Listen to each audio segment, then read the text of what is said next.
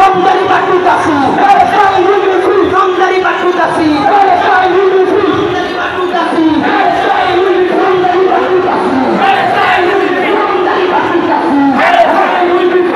যে সমস্ত ভলেন্টিয়ার ভাই এসছেন সামনে চটগুলো নিয়ে কাহিনী পিছনে চলে যান।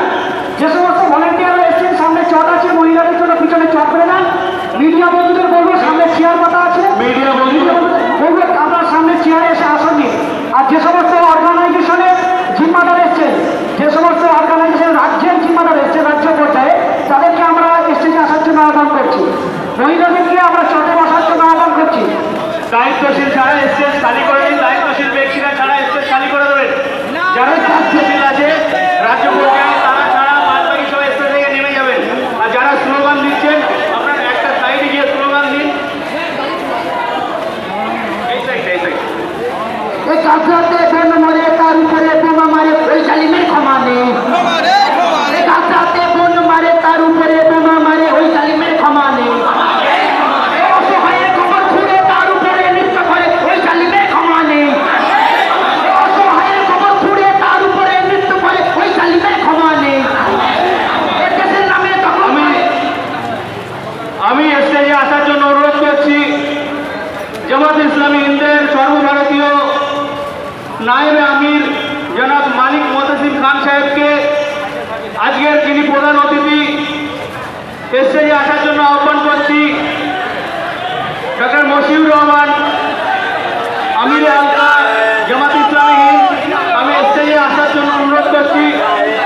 মোহাম্মদ কামরুজ্জামান সাহেব, আমি ওনাকে স্টেজে আসার জন্য অনুরোধ করছি। সংখ্যালঘু যুব ফেডারেশন, এই গাছাতে বোম মারে তার উপরে বোমা মারে ওই জালিমের ক্ষমা নেই। অসহায়ের খবর খুঁড়ে তার উপরে নৃত্য করে ওই জালিমের ক্ষমা নেই। ডেকে মানুষ মারে ওই জালিমের ক্ষমা নেই। ভাইয়ের লাশের ভিড়ে উল্লাস করে মানুষ মারে। আমি স্টেজে আসার জন্য অনুরোধ করছি। ফুরফুরা শরীফ থেকে এসছেন পীরজাদা সোহবান সিদ্দিকী সাহেবকে আমি স্টেজে আসার জন্য অনুরোধ করছি। এছাড়া আরও যে সমস্ত বিভিন্ন সংগঠনের ব্যক্তিবর্গ, রাজ্য পর্যায়ের ব্যক্তিবর্গ আছেন, আপনাদেরকে স্টেজে আসার জন্য অনুরোধ করছি। আমি আমিরুল আম্বিয়া সাহেবকে স্টেজে আসার জন্য অনুরোধ করছি। আমার ভাইয়ের হাসিবুর রহমান সাহেব তৌহিদি জনতা, আমি ওনাকে স্টেজে আসার জন্য অনুরোধ করছি।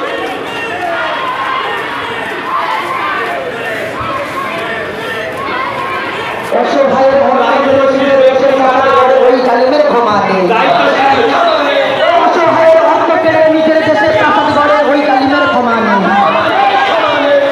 যে সমস্ত মুসলিম ভাইয়েরা বক্তারা এখানে বক্তব্য দিয়েছেন শুনছেন, এবং পুলিশ প্রশাসন যারা আমাদের সহযোগিতা করেছেন, আমরা তাদের সাধুবাদ এবং ধন্যবাদ জানাই। এই কম সময়ের মধ্যে আমরা এই কাজ করতে সক্ষম হয়েছি। সরকারের প্রশাসন সরকার আমাদের সহযোগিতা করেছে। সম্মানিত ভাইয়েরা, আমি সময় বেশি নেই, শুধু একটা কথা বলি। হযরত ওমর ফারুক রাদিয়াল্লাহু তাআলা আনহু 637 বা 38 সালে জেরুজালেম তার হাতে বিজয় হয়েছিল। কিন্তু তিনি কি করলেন? তিনি খ্রিস্টানদের, ইহুদিদের সম্পূর্ণ ধর্মীয় রিলিজিয়াস ফ্রিডম দিয়েছিলেন। তোমাদের চার্চের ফ্রিডম দেওয়া হলো, তোমাদের সিনাগগের ফ্রিডম দেওয়া হলো, তোমরা নাগরিক হিসেবে এদেশে থাকতে পারবে, ইহুদিদেরকে পর্যন্ত দেওয়া হলো। কিন্তু আজ আমেরিকান সাম্রাজ্যবাদী কি করছে, বা ইউরোপের বিভিন্ন সাম্রাজ্যবাদের যে অতীতে আছে তারা কি করছে? তারা বলে আমরা সভ্য জাতি, সিভিলাইজড কান্ট্রি, সিভিলাইজড নেশন। কোথায় তাদের সিভিলাইজেশন? আজ তারা অত্যাচার জুলুম করছে ইসরায়েল, তারা চুপ কেন? কেন তারা সমরাস্ত্র দিয়ে, অর্থ দিয়ে ভিতরে এবং প্রত্যক্ষ পরোক্ষভাবে নেতানিয়াহু সরকারকে, এই ফ্যাসিস্ট জালেম সরকারকে সহায়তা করছে? তারা কি এর মূল্যায়ন ইভ্যালুয়েশন করবে না? হযরত ঈসা আলাইহিস সালামের শিক্ষাকে কি তারা খ্রিস্টান দুনিয়া তারা গ্রহণ করবে না, যারা অত্যাচার এবং জুলুম করছে? আমরা সালাউদ্দিন আইয়ুবীকে জানি, 200 বছর আমাদের উপরে ক্রুসেড চালিয়েছিল। ফ্রান্সের সম্রাট, জার্মানির সম্রাট, ইংল্যান্ডের সম্রাট এবং তাদের ধর্মীয় যাজকরা উস্কানি মেরেছিল। 200 বছর ধর্মযুদ্ধ ক্রুসেড করেছে। সালাউদ্দিন আইয়ুবী 1187 সালের 2রা অক্টোবর জেরুজালেম তিনি জয় করেছিলেন।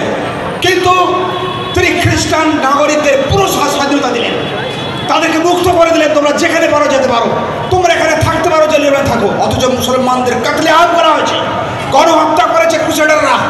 changeTV.press, এক ফোঁটা হলুদও নেই।